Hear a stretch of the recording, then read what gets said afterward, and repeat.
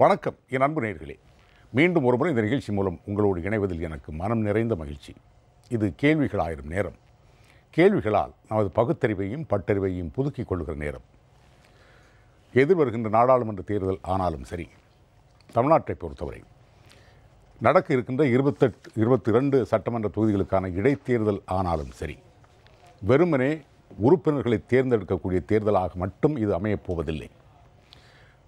புரட்சித் தலைவர் எம்ஜிஆர் உருவாக்கி புரட்சித் தலைவி அம்மா அவர்கள் கட்டி காத்த ஒரு மாபெரும் இயக்கம் யாருடைய தலைமையில் இயங்கப் போகிறது என்பதை சொல்லக்கூடிய ஒரு மிகப்பெரிய தேர்தலாகவும் தமிழ்நாட்டில் அது அமையப் போகிறது.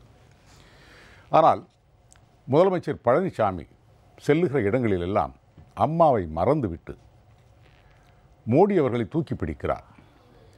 மோடி மீண்டும் பிரதமராக வந்தால் மட்டும்தான் இந்தியா காப்பாற்றப்படும் என்று பேசி வருகிறார். அம்மாவை மறந்து விட்டார்களா? அந்த கட்சி மறந்ததா? இந்த ஆட்சி மறந்ததா? நிறைய விஷயங்களை நாம் அலச வேண்டிய நேரம் இது.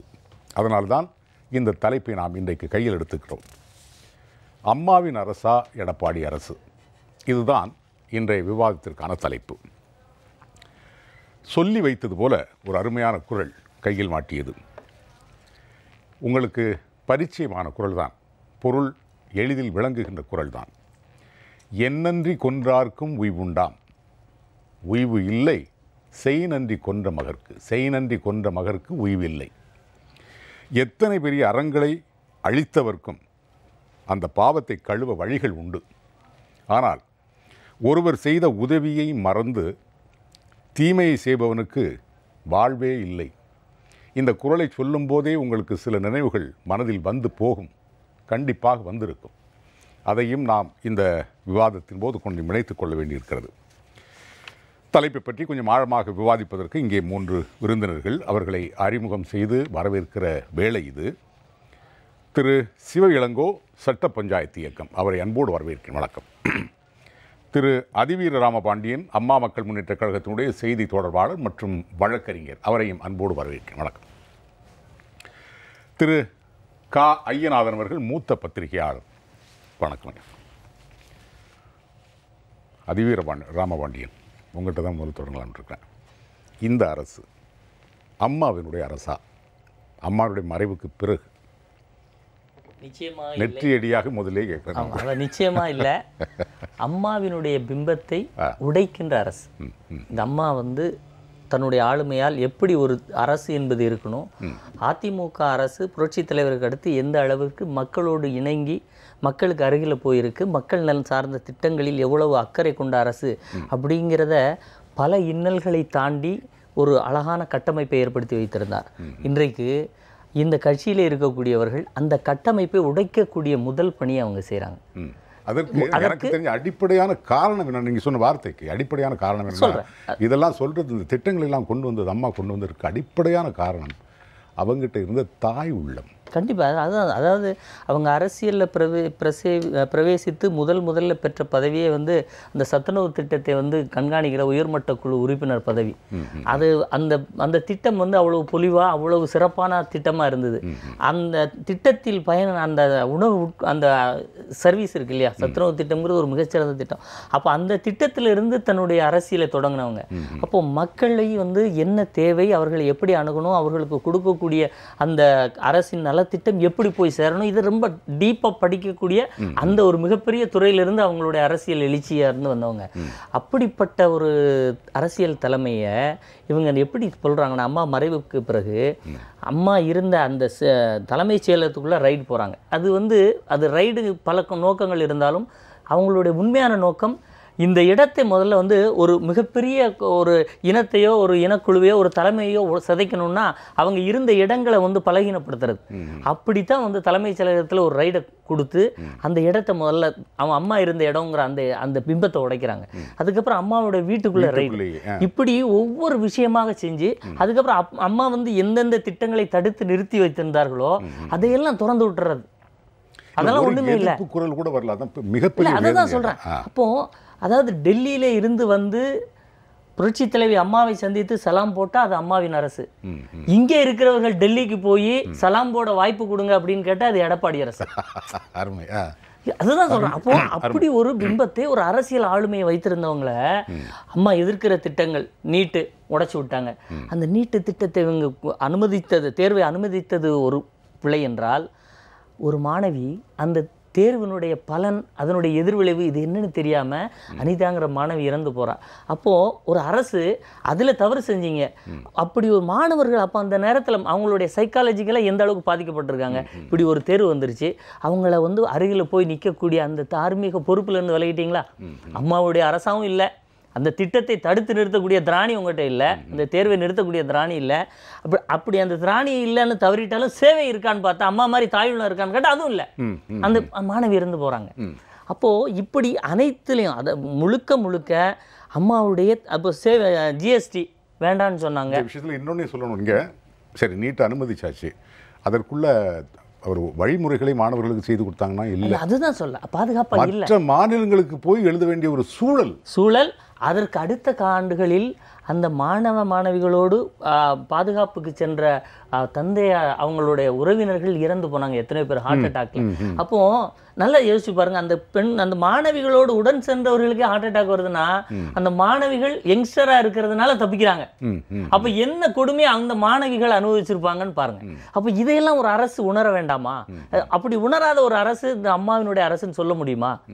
இதே மாதிரி இன்னொரு விளம்பரங்களை தான் சொல்றாங்க, மற்றபடி அவங்க அந்த அப்ரோச் இருந்தா அந்த அடுத்த தேர்வில் அந்த அது போன்ற உயிரிழப்புகள் இருக்காது இல்லையா? அந்த கட்டமைப்பை சரியாக செய்திருந்தால் அதற்கு சப்சிக்வெண்ட் அந்த அடுத்த ஆண்டு தேர்வில் இது போன்ற உயிரிழப்புகள் மீண்டும் நடந்திருக்காதுல்ல. அப்போ அந்த அம்மாவினுடைய அரசுன்னு சொல்ற அந்த மக்களோடு ஒன்றி போய் அவர்களுடைய தேவைகளை தீர்க்கக்கூடிய அந்த நிலைமையை இவங்க தவற விட்டாங்க. இன்னொரு மிக முக்கியமான இடம் ஸ்டெர்லைட் பிரச்சனை. துப்பாக்கி சூடு நடக்குது. துப்பாக்கி சூடு நடந்தவுடன் அங்கே மக்கள் செல்வர் போகிறாரு. அப்போது அந்த இடத்துல நீங்கள் இன்னும் 3 நாள் இருங்கன்னு சொல்கிறாங்க. ஒரு பயம் இருக்கிறது. அந்த பயத்தை யாரால் தணிக்க முடியும்னா அதிமுகவினுடைய ஆட்சியும் கட்சியும் இருந்தால் அந்த பயம் இருக்காது. சட்டம் ஒழுங்கை சீர்தூக்கி வைப்பதில் மிகச்சிறந்த ஒரு ஆட்சி நம்ம அதிமுக ஆட்சி, அம்மா இருந்த வரைக்கும். அப்போ அப்படிப்பட்ட ஒரு நிலையை மக்கள் யார்கிட்ட எதிர்பார்க்காங்க? அப்போ இவர்களை பார்த்தால் பயம். அப்போ இவங்களுக்கு மக்களுக்கு அருகில் இவங்களால போகவே முடியல. மக்களுக்கு அருகில போக முடியாத ஒரு நிலையை இவங்க இருக்காங்க. அப்போ இது எப்படி அம்மாவினுடைய ஆட்சியா இருக்க முடியும்? மக்களுக்கு அந்நியப்பட்டு போனவர்கள் அம்மாவினுடைய ஆட்சி என்று சொல்ல அருகதையற்றவர்கள். இப்போ அம்மாவினுடைய ஆளுமையை கொஞ்சம் கொஞ்சமாக சிதைக்கிறாங்க. இப்போ அம்மா இருசக்கர வாகன திட்டம் கொண்டு வந்தாங்க. அந்த திட்டத்தை நீங்க துவக்கி வைக்கிறதுக்கு மோடியை கொண்டு துவக்கி வைக்கிறீங்க. அவர் பிரதமராக இருக்கலாம், புரோட்டோகால் இருக்கலாம், எல்லாம் சரி. இதுக்கு முன்னாடி அப்படி நடந்திருக்கா? அப்போ இது என்ன அர்த்தம்னா, அதிமுகவில் அடிப்படை உறுப்பினராக கூட இல்லாத மோடி அதிமுகவை வழி நடத்துகிறான்னு தானே அர்த்தம். அதை எப்படி இப்போ அம்மாவின் ஆட்சின்னு சொல்ல முடியும்? அந்த கட்சி ஆட்சி அனைத்தையுமே அவர்களிடம் அடகு வைத்து விட்டு நீங்க இந்த உங்களுக்கு கிடைக்கிற ஒரு பலனுக்காக தானே இவங்க இருக்காங்க. அம்மாவினுடைய ஆட்சியில் மக்கள் இந்த அளவுக்கு பேதலிக்கவே மாட்டார்கள். அந்த பேதலிப்பை கொடுக்கின்ற ஒருவர் இது அம்மாவினுடைய ஆட்சி என்று சொல்வதற்கு அவர்களுக்கு அருகதை இல்லை. இவர்கள் செய்வதெல்லாம் என்னன்னா, அம்மா என்கின்ற ஒரு மிகப்பெரிய பிம்பம் இந்த அடுத்த தேர்தலுக்குள் சிதைக்கப்பட்டு விட்டால் இந்த அதிமுக கட்சி, இந்த ஒருங்கிணைப்பு, இந்த கட்டமைப்பு, நலத்திட்டங்கள் இதை அனைத்தையும் உடைத்து விடலாம் என்கின்ற அந்த பிஜேபியினுடைய திட்டத்திற்கு துணை போகிறார்கள். மே 23க்கு நீ சொன்ன சந்தேகங்களுக்கெல்லாம் ஒரு சரியான விடை கிடைக்கும். நான் ஏற்கனவே அடிக்கடி சொல்ற மாதிரி ஒரு அரசியல் பிரளயம் மே 23 நடக்கும். அதை நம்ம எல்லாம் பார்க்க தான் போறோம். கண்டிப்பா. திரு ஐயநாதன், உங்களுக்கு தெரியும், அதை திருப்பி நான் சொல்ல வேண்டியதில்லை. அம்மா இருக்கிறது வரைக்கும் பாரதிய ஜனதா கட்சியும் சரி, மத்திய அரசையும் சரி, பிரதமர் மோடி அவர்களையும் சரி எவ்வளவு தள்ளி வைத்திருந்தார்கள் உங்களுக்கு தெரியும். அந்த இடைவெளி இப்போ இடைவெளியே இல்லைன்னு நினைக்கிறேன். அந்த அளவுக்கு ஆகிப்போச்சு. ஆமாம். ஏன் இந்த நிலைமை? அது என்ன இப்போது செல்வி ஜெயலலிதா பல்வேறுபட்ட இடங்களில் தனக்கு ஏற்பட்ட அந்த அரசியல் அனுபவத்திலிருந்து தனது நிலைப்பாடுகளை அவர் உறுதியாக எடுத்திருந்தார். அதில் ஒன்றுன்னா, நான் ஏற்கனவே இங்கே சொன்ன மாதிரி இந்த நாட்டினுடைய அரசமைப்பில் இந்த மாநிலங்கள் ஒரு மிகைப்படுத்தப்பட்ட மாநகராட்சியாகத்தான் இருக்கின்றன. குளோரிஃபைடு முனிசிபாலிட்டிஸ்னு அவர் சொன்னாங்க. அந்த வார்த்தையில் வந்துட்டு கிட்டத்தட்ட இந்தியாவில் இருந்த எல்லா தலைவர்களுமே அதை ஏற்றுக்கொண்டார்கள், யாரும் எதிர்கருத்தை சொல்லவில்லை. எனவே அதிகாரம் என்று வரும்பொழுது என் மாநிலத்தினுடைய வளர்ச்சி மேம்பாடு, என்னுடைய மக்களினுடைய வாழ்வாதாரம் தொடர்பான எல்லா விடயங்கள், மூன்றாவது வறுமை ஒழிப்பு திட்டங்கள் தொடர்பான என்னுடைய முடிவுகள், எனது அரசு செயல்படுத்தக்கூடிய திட்டங்கள், இப்படி எல்லாவற்றிலும் அவர் எந்த இடத்திலும் சமரசம் செய்து கொள்ள தயாராக இல்லை. அது அவங்க வந்து காவிரி பிரச்சனையில் வந்துட்டு நரசிம்மராவ் இருக்கும் பொழுது வெளிநடப்பு செய்ததில், வாஜ்பாய் இருக்கும்போது வெளிநடப்பு செய்ததில் இருந்து நீங்கள் தொடர்ந்து பார்த்தீர்களானால் அவர் ஒரு செய்தியை கொடுத்து கொண்டே இருந்தார். அது நான் எனது தமிழ்நாட்டினுடைய உரிமையை விட்டு தர மாட்டேன், நீங்கள் யாரா வேண்டுமானாலும் இருங்கள் என்று சொல்லிவிட்டு காவிரி பிரச்சனையில் கூட உச்சநீதிமன்றம் சொன்னதற்காக அவர் போய் ஒரே ஒரு நாள் பேச்சுவார்த்தை நடத்திவிட்டு வந்தார். அது நீதிமன்றத்துக்கு தான் காட்டக்கூடிய மரியாதை என்பதோடு அவர்கள் எந்த இடத்திற்கும் இணங்கி வர மாட்டார்கள் என்பதை வெளிப்படுத்தினார். அதையே தமிழ்நாட்டின் சார்பாக, தமிழ்நாட்டு அரசின் சார்பாக முன் நின்ற வழக்கறிஞர்கள் அதை எடுத்துரைத்தார்கள் நீதிமன்றத்தில். அதற்கு பிறகு நீதிமன்றம் பேசுங்கள் என்கின்ற சொல்லையே மறந்துவிட்டு தான் இறுதி தீர்ப்பு என்கின்ற ஒரு இடத்திற்கு வந்தோம். ஆனால் இந்த இறுதி தீர்ப்பை பெறுவதற்கு காவிரி மேலாண்மை ஆணையம் என்று கூட இதை பெறுவதற்கு ஜெயலலிதா இல்லாததனால் ஆணையமானது, இருந்திருந்தால் வாரியமாகி இருக்கும். எப்படி என்றால் இந்த வழக்கு வருவதற்கு முன்னாலேயே 2016ஆம் ஆண்டு அவர் மருத்துவமனையில் இருக்கும் போதுதான் பல்டி அடித்தார். ஆமா, அது அப்படியே இந்திய ஒன்றிய அரசு அப்படியே அதை மாற்றி பேசியது. ஏனென்றால் இதை அமைக்க கூடாது என்று சொல்லி அங்கே முன்னாள் பிரதமர் தேவேகவுடா அங்கே உண்ணாவிரதம் இருந்தார். அவர் சொன்னதை கேட்டுக்கொண்டு மோடி அரசு 4 நாட்களுக்கு முன்னால் எடுத்த நிலைப்பாட்டுக்கு நேர் எதிராக வாரியத்தை அமைப்பது என்று நீங்கள் எங்களுக்கு உத்தரவிட முடியாதுன்னு சொல்லி நீதிமன்றத்திலேயே ஒரு எதிர்நிலையை எடுத்தது. இதுக்கு காரணம் என்னவென்றால், நான் அன்றைக்கு பேசும் பொழுதே சொன்னேன், அம்மா என் அம்மா, அது இப்படியே நான் சொன்னேன், நான் இந்த அம்மா பேசக்கூடிய நிலையில் இருந்திருந்தால் இந்த பல்ட்டியை மோடியால் அடித்திருக்க முடியாது அப்படின்னு சொன்னேன். ஒரு தொலைக்காட்சியிலே நான் சொன்னேன். ஏன்னா அது நம்மளுக்கு தெரியும் இதுதான் நிலைமை அப்படின்றது. இது அரசியலை தாண்டி பார்க்கக்கூடிய ஒரு பார்வை. நீங்க நல்லா இன்னைக்கு அவர் என்ன சொல்றாரு, நாங்கள் அல்லவா காவிரி ஆணையத்தை பெற்று தந்தோம், சட்ட போராட்டம் நடத்தி அப்படின்னாரு.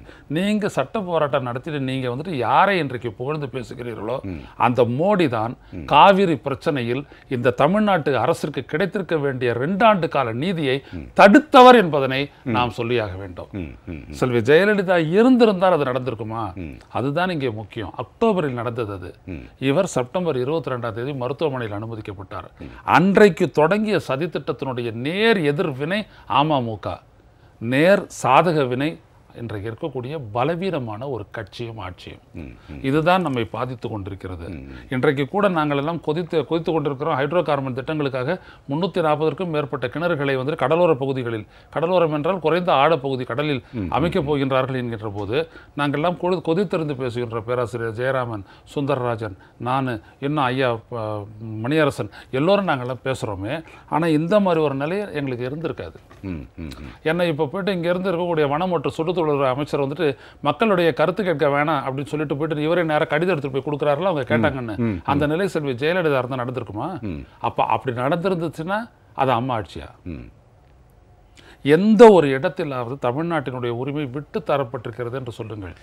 ஜிஎஸ்டியை பற்றி செல்வி ஜெயலலிதாவுடைய எதிர்ப்பை நமது நாட்டு மக்கள், இன்னும் சொல்ல போனால் இந்த நாட்டினுடைய அரசியல் கட்சிகளினுடைய தலைவர்கள் புரிந்து கொள்ள வேண்டும். ஜிஎஸ்டி என்பது மாநிலங்களினுடைய வரி விதிப்பு உரிமையை அப்படியே சட்டபூர்வமாக பறித்து விடுகிறது.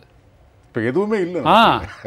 இதை உணர்ந்தவர்கள் ஒருபோதும் ஒப்புக்கொள்ள மாட்டார்கள். ஆனால் இங்கிருந்து போன அமைச்சர்கள் வாயை மூடிக்கொண்டு ஒப்புக்கொண்டு வந்துவிட்டு இப்பொழுது 3800 கோடி அவர்களிடம் கையேந்தி கொண்டிருக்கிறார்கள். போன வரியில் அங்க போய் கொடுத்துட்டு கையேந்து நிக்கிட்டு.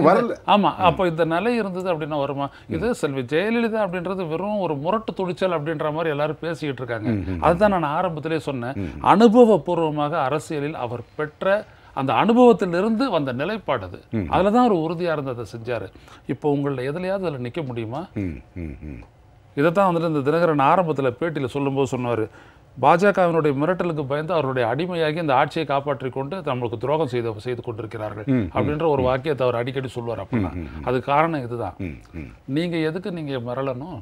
என்ன டெல்லிக்காரன் தூய்மையானவனா? 37 எம்பிக்கள் அப்பவும் இருந்தாங்க, இப்பவும் இருக்காங்க. அந்த பலம் இருந்தது. அந்த பலத்தை சரியான திசையில் சரியான வழியில் பயன்படுத்தலை. ஏன் முடியலை? முடியலை என்றால் அந்த தலைமை அவர்களுடன் நேர்மை இல்லை, தமிழ்நாட்டினுடைய சமரசம் செய்யக்கூடாது என்கின்ற அந்த துணிவு இல்லை. அதுதான் இங்கே ரொம்ப ரொம்ப முக்கியம். அதனால இவங்க வந்துட்டு நாங்கள் நடத்துறது அம்மா ஆட்சி அப்படின்னு சொல்றது அப்படின்றது வந்துட்டு யாராலும் உளப்பூர்வமாக ஏற்றுக்கொள்ள முடியாத ஒரு பேச்சு. அது நீங்கள் சொன்ன மாதிரி அருமையான வார்த்தை. அது சமரசமே செய்ய மாட்டேன் என்று சொல்லி சோதனைகளை எதிர்கொள்ளுகிற ஒரு தலைமை ஒரு பக்கம். சமரசம் செய்தாலும் பரவாயில்ல, மானம் போனாலும் பரவாயில்ல, சமரசம் செய்து விட்டு அப்படி வாழ்க்கையை ஓட்டிட்டு போகணுங்கிறது இன்னொரு நல்ல அருமையான விளக்கம் இது. திரு இளங்கோ, அதிமுக அரசினுடைய ஆட்சி முறை உங்களுக்கு எப்படி இருக்கு? அம்மாவின் ஆட்சி இப்போ உள்ள ஆட்சி 2014 தேர்தலில் வந்து தனித்து நிற்கணும்னு முடிவெடுக்கும்போது அரசியல் விமர்சகர்கள்லாம் நிறைய சொன்னாங்க, இது வந்து இவங்க வந்து தவறான ஒரு முடிவு எடுத்துட்டாங்க அப்படின்னு சொல்லிட்டு பரவலாக பேச்சு இருந்துச்சு. ஆனால் அந்த தேர்தலில் பார்த்தீங்கன்னாக்கா 37 தொகுதியில் அதிமுக வெற்றி பெற்றுச்சு. அப்போ வந்து மோடிக்கான ஆதரவான அலை இந்தியா முழுமைக்கும் அடிச்சதுன்னு சொல்லிட்டு இருந்தாங்க. அப்போ அந்த அலை வந்து இங்கே தமிழ்நாட்டுக்குள்ளே வரல. அப்போ அந்த மாதிரியான நிலையில் அந்த முடிவெடுத்து அதிமுகவுக்கு வெற்றியை தெரிவித்தார். அந்த மாதிரி இப்போ 2019க்கு அதில் எதிராக இன்னைக்கு இருந்தவங்கெல்லாம் இன்னைக்கு தேமுதிக உள்ளர கொண்டாந்துச்சு, பாமக உள்ளர கொண்டாந்துச்சு. அது ஒரு வேதனையானது. அதாவது உண்மையான ஒரு அதிமுக காரன்னா கூனி குறுகி பாஜக உள்ளர வந்துட்டாங்க. அப்போ வந்து நீங்கள் வந்து ஏற்கனவே அவங்க யாரெல்லாம் இனிமேல் நான் கூட்டணி அவங்க கூட சேர மாட்டேன்னு சொன்னாங்கல்லாம் இன்னைக்கு வந்து உள்ளர கூட்டு வச்சுக்கிட்டு இன்னைக்கு வந்து பிரச்சாரம் பண்ணா இது எப்படி வந்து அம்மாவின் வழி நடக்கும் ஆட்சி அப்படின்னு எப்படி சொல்ல முடியும்? அப்போ அவங்க வந்து சட்டசபையில் தேமுதிக தலைவர் விஜயகாந்த் என்ன மாதிரி நடந்துக்கிட்டாரு, அந்த மாதிரியான ஒரு விவகாரங்கள்லாம் இருந்த பிறகும் நீங்கள் வந்து அம்மாவின் ஆட்சின்னு சொல்லிட்டு நீங்கள் எப்படி அவங்களெல்லாம் கூட்டணியில் சேர்த்துக்கிட்டு அவங்களுக்கு ஓட்டு கேட்க போறீங்க? உங்களை தனிப்பட்ட முறையிலேயே வந்து அன்புமணி ராமதாஸா இருக்கட்டும் எவ்வளவு விமர்சனங்கள்லாம் வைத்தார்கள். நீங்கள் கவுன்சிலராக இருக்கிறதுக்கே உங்களுக்கு தகுதி கிடையாது, நீங்கள் முதலமைச்சரெல்லாம் வந்துட்டீங்க அப்படின்னு சொல்லிட்டு இன்னைக்கு வந்து அவர் கூட நின்றுக்கிட்டு அவர் கேட்கும் ஓட்டை வந்து நம்ம வாங்குறதுக்கு இன்னைக்கு அவங்களும் தயாராகிட்டாங்க, இவங்களும் தயாராகிட்டாங்க கேட்கறதுக்கு. மக்கள் தயாரா இல்லை. மக்கள் தயார் பார்க்க வந்து நல்லா தெளிவாக தெரியுதுல்ல. அதாவது அந்த நேரத்தில் ஒரு கோபத்தில் சொல்றதுங்கிறது வேற. அவங்க தொடர்ச்சியாக பேசிட்டு இருந்தாங்க. பாமக எல்லாம் பார்த்தீங்கன்னாக்கா தொடர்ச்சியாக பேசிட்டு இருந்தாங்க. வார்த்தைகள்லாம் வந்து கடுமையாக இருந்துச்சு. அது வந்து அந்த மாதிரியான வார்த்தைகள்லாம் பேசிட்டு நீங்க எப்படி வந்து போய் அவங்களுக்காக ஓட்டு கேட்க முடியும்? ஒண்ணு. இரண்டாவது, தொண்டர்கள் எப்படி வந்து இணைவார்கள்? அது ஒண்ணு இருக்குது இல்லைங்களா? இப்போ நீங்க வந்து ஒரு சின்ன உதாரணம் சொல்லலாம். 2 நாளைக்கு முன்னாடி கூட அந்த துணைத் தலைவர் யார் ஒருத்தர் விலகி இருக்கார், கட்சி விட்டு விலகிறது. அந்த மாதிரி மகளிரணி அன்னைக்கு இணைந்த போதே வந்து மகளிரணி தலைவர் வந்து வெளியில வந்துட்டாங்க. அந்த மாதிரியான ஒரு பெரிய முடிவு இல்லை. மகளிரணிங்கிறது ஒரு முக்கியமான ஒரு விஷயம். அதுல இருந்து வெளில வர்றாங்க. இப்போ அந்த மாதிரியான ஒரு சூழல் இருக்கும்போது எப்படி இது வந்து அம்மாவின் ஆட்சி? நீங்க வந்து இந்த கஜா புயல்ல பிரதமர் வந்து எந்த விஷயத்தையும் அவர் வந்து முன்னெடுக்கல. அதை பத்தி அவர் பேச விரும்பல. வேற எதுக்கும் நம்ம முதல்வரும் முன்னெடுக்கல. இப்போ வந்து அவங்க வந்து நாங்க வந்து நிதி கேட்கறோம், நீங்க எவ்வளவு நிதி கேட்டீங்க, கஜா புயல்ல எவ்வளவு பாதிப்பானுச்சு, அந்த நிதி எல்லாம் கொடுத்தாங்களா? கொடுக்கல அப்படின்னு சொல்லிட்டு அதிமுக இருக்கிற தம்பித்துறை வந்து 2 மாதங்களுக்கு முன்னாடி அவ்வளவு பேச்சு. நீங்க பாராளுமன்றத்தில் பேசுறாரு, பாராளுமன்றத்துக்கு வெளியில பேசுறாரு, கரூர்ல போய் பேசுறாரு, சென்னையில பேசுறாரு, அவ்வளவு பேச்சு பேசினாரு. அதிமுக உண்மையான குரல் தானே எல்லாருக்கும் சந்தேகமா இருந்தது. ஒரு பக்கம் பாத்தீங்கன்னா குழாவுறாங்க, இன்னொரு பக்கம் பாத்தீங்கன்னா அடிச்சுக்கிறாங்க. அவ்வளவு பேச்சு. இந்த பக்கம் தர்ம யுத்தம் அவர் பண்ணாரு. அப்போ வந்து அவர் வந்து எடப்பாடியினுடைய ஊழல்கள் எல்லாம் நான் தோலுரித்து காட்ட போறேன் அப்படின்னு சொல்லிட்டு அறிவிப்பு கொடுக்குறாரு. உடனே பேச்சுவார்த்தைகள் எல்லாம் ஓபிஎஸ் இபிஎஸ் 2 பேருக்கும் மேல உள்ள கண்டித்து போராட்டங்கள் நடத்தப்படுகின்றன. கண்டித்து போராட்டங்கள் நடந்துச்சு. பெரிய போராட்டங்கள் நடத்துறதுக்கு வந்து கடலூர் பக்கத்தில் நடத்துறதுக்கு வந்து திட்டமெல்லாம் இட்டாங்க. அது எல்லாம் நாங்க வந்து மேல இருக்கிற ஒரு மோடி வந்து சொல்லிட்டாரு. உச்சகட்டமாக இந்த அரசை எதிர்த்தே வாக்களித்தார்கள். ஆமா, எதிர்த்தே வாக்களித்தார்கள். அவர்கள்லாம் இன்னைக்கு வந்து தண்டிக்கப்படலை. போய் சொன்னதுக்கு வந்து ஆளுநர் மாளிகையில் போய் சொன்னதுக்கு வந்து சட்டசபையில் வெளியில் நடந்த விவகாரத்துக்கு வந்து 18 எம்எல்ஏ வந்து தகுதி நீக்கம் பண்ணியிருக்கிறாங்க. அது யாரு சென்று வாக்கு சேகரித்தாங்க அந்த 18 எம்எல்ஏ வெற்றி பெறதுக்கு? அம்மாவின் ஆச்சுன்னா அம்மா அவங்க தானே போய் அங்கே போய் அன்னைக்கு வந்து வாக்காளர்கள்ட்ட ஓட்டு கேட்டு இங்க வந்து வெற்றி பெற வச்ச அந்த எம்எல்ஏக்கள் எல்லாம் அம்மாவின் ஆச்சுன்னா எப்படி நீங்க அவங்கள தகுதி நீக்கம் பண்ணுவீங்க? அதான் சரியான கேள்வி. அம்மா கொண்டு வந்த சட்டமன்ற உறுப்பினர்களே இவங்களே தகுதி நீக்கம் பண்றாங்க. அப்போ வந்து நீங்கள் வந்து அம்மாவே தகுதி நீக்கம் பண்ணுற மாதிரி உங்கள் மொழியில் சொல்லணும்னாக்கா அதுதானே செய்யணும். அப்போ வந்து நீங்கள் வந்து இது எப்படி நீங்கள் வந்து அம்மாவின் ஆட்சியாக இருக்க முடியும்? உதய் திட்டம் நீங்கள் இப்போ என்னாச்சுன்னா அவங்க வந்து யார் வந்து இதில் வந்து பெரிய அடிமையாக இருக்கிறது, யார் இணை அடிமையாக இருக்கிறது, அதில் தான் போட்டி. நான் மோடிக்கு பாஜகவுக்கு நான் வந்து யார் பெரிய அடிமை, யார் துணை அடிமை, இணை அடிமை, இதில் தான் போட்டி ஓபிஎஸ்ஸுக்கும் யூபிஎஸ்ஸுக்கும். இப்போ அதில் வந்து எல்லாம் கை திறந்துட்டாங்க. கை திறந்து நாங்கள் வந்து அடிமையாக இருக்கிறோம், நீங்கள் சொல்கிறத நாங்கள் கேட்டுட்ருக்குறோம், உங்களுக்கு எத்தனை சீட்டு எங்கே யாருக்கு எவ்வளோ கொடுக்கணும் நாங்கள் அதெல்லாம் கொடுத்துட்றோம் அப்படிங்கிற நிலையில் இன்றைக்கி வந்து அதிமுக தலைமையில் நீங்கள் கூட்டணின்னு சொல்கிறாங்க. அந்த அப்படின்னா கூட்டணி பேச்சுவார்த்தை யார் நடத்தணும், யார் தலைமையில் நடக்கணும்? ஒரு கட்சி தலைமை அதிமுக தலைமையில்னா அதிமுக தலைமையில் தான் கூட்டணி நடக்கணும். பாஜகலேருந்து வந்து உட்காந்துக்கிட்டு அவர் பேச்சுவார்த்தை நடத்துகிறார், தேமுதிகட்டையும் பாமகட்டையில் போய் கூட்டணி பேச்சுவார்த்தை நடக்கிறாங்க. அப்போ வந்து இவங்க கட்சியும் ஆட்சியும் இவங்களுடைய கட்டுப்பாட்டில் இல்லை. இன்றைக்கி நாங்கள் சொல்கிறத கேட்டு இன்றைக்கி கிளிப்புள்ள சொல்கிற மாதிரி அவங்க என்ன அங்கேருந்து கீ கொடுத்தாங்கனாக்கா பொம்மை அங்கே வந்து ஆடும். என்ன மாதிரி கீ கொடுக்குறாங்களோ அந்த மாதிரி ஆடிட்டு இருக்கும். அதனால் வந்து இவங்க அம்மா வச்சு ஆட்சி தொடரும் அப்படின்னாக்கா இவங்க அதை சொல்ல முடியாது. வேறு வழி கிடையாது. அடிமைகள் வந்து இப்படி தான் செய்ய முடியும். அப்படி எதிர்த்து ஏதாவது ஒரு கோரிக்கைகள் அவங்க வச்சுட்டாங்க அப்படின்னாக்கா இவங்க அதுக்கு தான் ஏற்கனவே வந்து வருமான வரித்துறையாக இருக்கட்டும், அமலாக்கத்துறையாக இருக்கட்டும், எல்லா துறையிலிருந்தும் கிட்ட அப்படியே நெருக்கியாச்சு. ஆவணங்கள் எடுத்தாச்சு. தலைமைச் செயலகத்தில் போய் நாங்கள் வந்து ரைடு பண்ணுவோம், ஆவணங்கள் எடுப்போம். யார் வீட்டுக்கெல்லாம் போகணுமோ அங்கே சேகர் ரெட்டி வீடு வரைக்கும் நாங்கள் வந்து எடப்பாடி பழனிசாமி வீடு அவருடைய ஆவணங்கள் கிட்ட இருந்த வரைக்கும் போவோம். ஓபிஎஸ் அருகில் போவோம். இதெல்லாம் எதுக்குனாக்கா இவ்வளோ ஆவணங்கள் இருக்குது. நான் என்ன சொல்கிறேனோ எடுப்போம். அதனால நாங்கள் சொல்கிறத நீ கேட்டுட்டு இருக்கோம். நாங்கள் வந்து ஒரு சாதாரண பாஜகவில் ஒரு சாதாரண ஒரு தொண்டன் கூட இன்னைக்கு போய் அவங்கள போய் மிரட்டுற அளவுக்கு தான் இருக்குது. நான் சொன்னால் நீ கேட்கணும். அப்படி இல்லைனாக்கா அங்கேருந்து ஓலை வரும். அப்படிங்கிற நிலையில தான் இன்றைக்கி இருக்குது. அதனால் இது வந்து அம்மாவின் வழியில் நடக்கிற ஆட்சி அப்படின்லாம் சொல்லிக்கிறதுக்கு 1% கூட அது வந்து உண்மை கிடையாது. ஏன்னா இன்றைக்கி வந்து அடிமைகள் ஆகிட்டாங்க. அடிமைகள் வந்து வேறு எதுவுமே பேச முடியாது. இன்றைக்கி வந்து பிரச்சாரங்கள்லையுமே அவங்க வந்து வளர்றது பாருங்கள். நீங்கள் சொன்ன மாதிரி அம்மாவினுடைய ஆட்சியில் அடிமைகளுக்கு இடம் இல்லை. அடிமைகள் நடத்துறதா இருந்தால் அது அம்மா ஆட்சி அல்ல. அதுதான் இன்றைக்கி வந்து நடந்துட்டு. அருமையான வார்த்தை. அதுவீர ராமபாண்டியன்.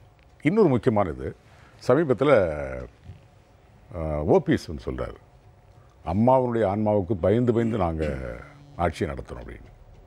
இந்த வார்த்தை நீங்கள் எப்படி பார்க்குறீங்க?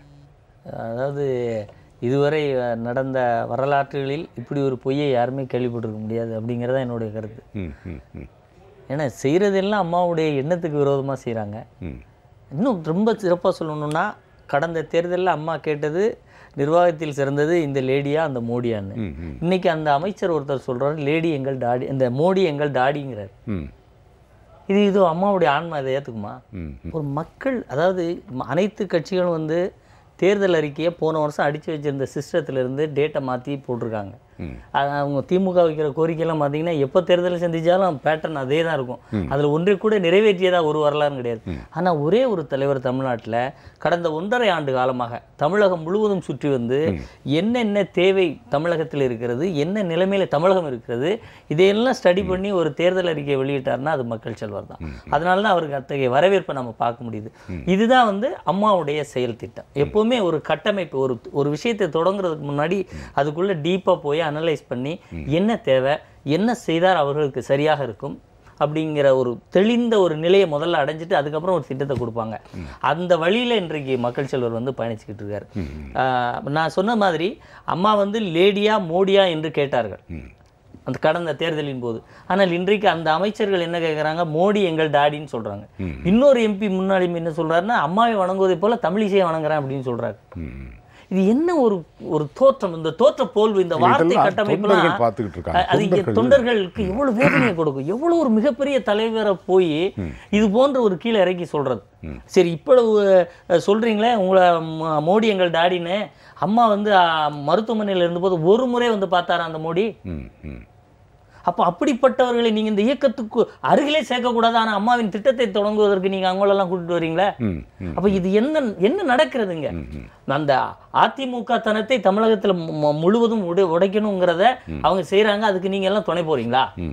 இது எந்த மாதிரியான ஒரு நிலை? இது வந்து உண்ட வீட்டுக்கு ரெண்டகம் பண்ணுறோன்னு சொல்கிறாங்க. இதுக்கு நீங்கள் சொன்ன குரல் இதையும் தாண்டி வேற ஏதாவது வார்த்தை கட்டமைப்புகள் இருந்தால் அது இவங்களுக்கு பொருந்தும். எது செய்யக்கூடாது, எவ்வளவு மிக கொடுமையான தீங்கு என்று உலகத்துல ஒரு தீங்கை சொல்லி அது டு த ஸ்கொயர் ஆஃப் இன்ஃபினிட்டிவ்னு போட்டால் அதுல இவங்களை அடைக்கலாம். அந்த அளவுக்கு தனக்கு வாழ்வு கொடுத்த ஒரு இயக்கத்தை, தமிழகத்தினுடைய மக்களுடைய வாழ்வாதாரத்தை கட்டமைத்த ஒரு இயக்கத்தை, தமிழகத்து உரிமைகளை வந்து தடுத்து நிறுத்தி வச்சிருந்தாங்க பாருங்க. இப்போ அம்மா இறந்துட்டாங்க, அவங்க மறைவு அவங்க இவ்வளவு விஷயத்துல நிறுத்தி வச்சிருந்தாங்க. அவங்கள ஒரு மிகப்பெரிய ஒரு வியப்பை நமக்கு கொடுக்கல. அப்படிப்பட்ட ஒரு கட்சியை, தலைமையை, அதனுடைய பிம்பத்தை உடைக்கிற மாதிரி அவங்களுக்கு சிறுமி தேடி தரக்கூடிய வகையில இவங்க போய் வடக்கில் போய் அவங்க சொல்றதை கேட்டுட்டு அவங்க என்ன சொன்னாலும் தலையாட்டிக்கிட்டு அவங்களை உள்ளே அனுமதிக்கிறதே ஒரு மிகப்பெரிய தவறு. ஐயநாதர் அவர்கள் சிறப்பாக சொன்ன மாதிரி, அதாவது வரி வசூலிக்கக்கூடிய உரிமையை கூட டெல்லிக்கு தார வார்த்து கொடுத்துக்கிட்டு இப்போ கையேந்தி நிற்கக்கூடிய ஒரு அவலம் நிகழ்ந்து கொண்டிருக்கிறது. கண்டிப்பா அது நீங்க பாத்தீங்கன்னா இந்த தாலிக்கு தங்கம்லாம், தங்கம் வந்து கண்டுபிடிச்சு 6000 வருஷம் ஆச்சு. அது கடவுளர் சிலையிட்ட இருந்தது, பெரும் வணிகர்கள்கிட்ட இருந்தது, பெரிய பெரிய முதலாளிகள் வீட்டில் இருந்தது. தான் ஆளுகிற நாட்டில் பணத்தை, தானியத்தை, பொருளை வரியாக வாங்கி கொண்டிருக்கின்ற அரசியல் காலகட்டத்தில் தானுடைய ஆட்சியில் இருக்கின்ற மக்களுக்கு தங்கத்தையே கொடுத்தது புரட்சி தலைவி அம்மா. அப்படிப்பட்ட ஒரு மாநிலத்தில் இன்றைக்கு நம்ம அதாவது பொருளை உற்பத்தி செஞ்சு நம்ம வச்சிருக்கோம், பணத்தை கொடுத்துட்டு ஒன்று பொருளை எடுத்துட்டு போகணும்னு சொல்றது புத்திசாலித்தனமா? நாங்கள் பொருளை உற்பத்தி செஞ்சு எல்லாத்தையும் நீங்கள் எடுத்துட்டு போயிருங்க, அப்புறம் நீங்கள் சௌகரியமா பணத்தை கொடுங்க அப்படின்னு சொல்றது புத்திசாலித்தனமா? இதுல எங்கேயாவது நிர்வாக ஒரு திறன் இருக்கிறதா இவங்க செய்யறதுல?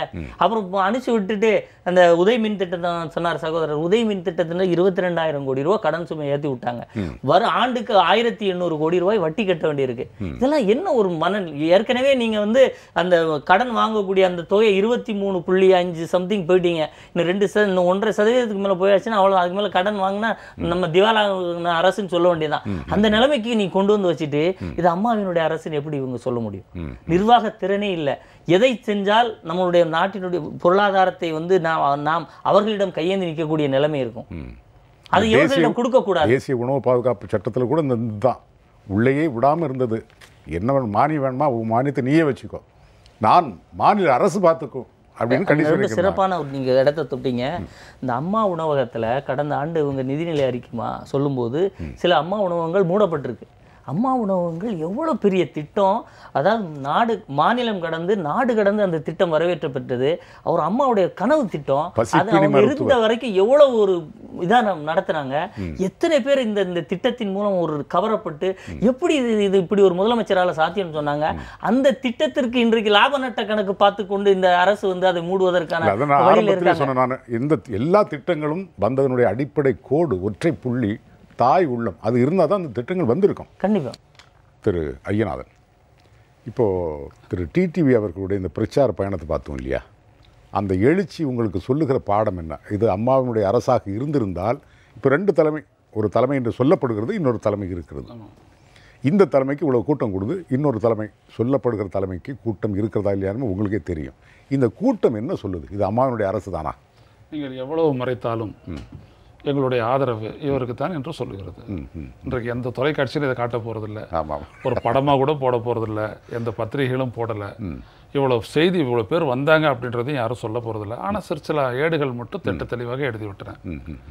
ஒரு நியாயத்தை தவிர்த்து விட்டு அந்த பாதையிலிருந்து ஒதுங்கி இன்றைக்கு ஊடகங்கள் காட்டுகின்ற செய்கின்ற இந்த ஒரு பாராமுகம் என்பது மிகுந்த வேதனை தரக்கூடிய ஒன்று. பொதுவாக நாம் எல்லாரையும் வந்துட்டு ஆன் பார் அப்படின்னு நாங்கள் சொல்லுவோம். எல்லாரையும் ஒரே மாதிரி பாரு, யாராக இருந்தால் என்ன. கமலாசன் இல்லாமங்கிறது ரொம்ப முக்கியமானது. ஆனால் இங்கே சார்புத்தன்மை இல்லாத சாய்வே அப்படி எப்படி, அதான் அந்த 70% இல்லை, மொத்தம் எல்லாம் சேர்த்தா 70% வந்துட்டோன்னு 30% எங்கே போச்சுன்னு கருத்து கணிப்பில் கேட்டாங்களா, அந்த மாதிரி தான். அதில் நீங்கள் எதை செய்யணும் அப்படின்றது என்னன்னா, மக்களுக்கு அந்த செய்தியை கொண்டு போங்க. அதுதான் நம்முடைய வேலை, ஊடகங்களின் பத்திரிகைகளின் வேலை அதுதான். லெட் த பீப்புள் டிசைட் அப்படின்வாங்க. அவர் பேசுறது கொண்டு போய் விடுங்க, மக்கள் முடிவு எடுக்கட்டும். இதுதான் ஜனநாயக பூர்வமாக உலகம் ஃபுல்லாக எல்லாரும் இயங்க வேண்டிய ஒரு அடிப்படை. ஆனால் இங்கே என்ன நடக்குது அப்படின்னா, அந்த நாட்டில் மறைக்கிறாங்க. இவங்க முடிவு எடுத்துட்டு நம்ம முடிவு ஏற்றுக்கொள்ளணும், மக்கள் ஏற்றுக்கொள்ளணும் எதிர்பார்க்குறாங்க. இப்போ நீங்கள் ஒரு இடத்துல மறைச்சிட்டீங்க அப்படின்னோம்னா அது பரவாயில்ல. ஏன்னா ஆர்கே நகரில் அப்படி தான் மறைச்சாங்க, எல்லாம் பண்ணாங்க. எல்லாரும் என்ன பண்ணிட்டாங்க, அந்த சமூக ஊடகங்களில் போட்டாங்க. எல்லாரும் போட்டு இது பண்ணிட்ட உடனே இப்போ வந்துடுது. இப்போ என்ன பண்ணுறாங்க, இந்த தொலைக்காட்சியில் காட்டுறதை வந்துட்டு ஃபோட்டோ எடுத்து அதில் வந்துட்டு இதுதான் இப்படி தான் கூடி இருக்குது கூட்டம், ஆனால் எல்லா பத்திரிகைகளும் இவைகளை காட்டாது அப்படின்னு சொல்லிட்டு போடுறாங்க. இப்போ என்ன ஆச்சு, நீங்கள் எதை மறைக்க நினைக்கின்றீர்களோ அது இன்னும் வேகமாக வைரல்ன்ற பேரை வச்சிருக்கிறாங்க பாருங்க, இன்னும் வேகமாக அது பரவுகிறது. இது எதுக்கான அத்தாட்சி அப்படின்னோம்னா, ஒரு தலைமை, ஒரு துணிவான தமிழ்நாட்டினுடைய உரிமையை காத்த ஒரு தலைமைக்கு மாற்றாக தமிழ்நாட்டு மக்கள் இந்த தலைமையைத்தான் ஏற்கின்றார்கள் என்பதற்கான அத்தாட்சி தான் இந்த கூடுகின்ற கூட்டம். இதில் நாம் இருவேறுபட்ட கருத்தே இல்லை. இந்த தலைமை ஜெயிக்குமா, இந்த தலைமை 6 இடங்களில் ஜெயிக்குமா, 13 இடங்களில் ஜெயிக்குமா, இந்த கவலையெல்லாம் எனக்கு ஒரு சின்ன இந்த கூட்டத்தை பார்த்தோன்னே சின்ன ஒரு ஐயப்பாடு வந்தது. இந்த கருத்து கணிப்பு எடுத்தாங்கல்ல, இந்த பெருந்திரள் கூட்டத்தில் யாராவது ஒருத்தர்கிட்டையாவது அந்த கணிப்பு கேட்டிருப்பாங்களா? இல்லை, கேட்டிருப்பாங்க, கேட்டுட்டு சிரிச்சிருப்பாங்க. அதுக்கு தாண்டி அந்த வார்த்தையை சொல்ல வேணாம். நான் தான் சொல்ல வரேன், எப்பொழுதுமே வந்துட்டு என்னன்னா, ஒரு உயர்ந்த நிலையிலிருந்து ஊடகவியலாளர்களை பார்க்கிறார்கள். அவர்கள் நிலை தவறும் பொழுது பாண்டியன் நெடுஞ்செழியனுக்கு ஏற்பட்ட நிலை தான், யானோ தலைவன் யானே கல்வன் அப்படின்னு சொல்லிட்டு அவன் மரணிக்கிறான், இவங்கெல்லாம் வாழறாங்க. தென்புலங்காவல் என் முதல் பிழைத்தது அப்படின்னு. ஆமா, விட்டு அந்த மாதிரி எதை செய்யணுமோ நம்ம அதை செய்யணும். ஏன்னா அதான ஊடக தர்மம். எதை வேணாலும் நீங்கள் மறைக்க போறீங்க.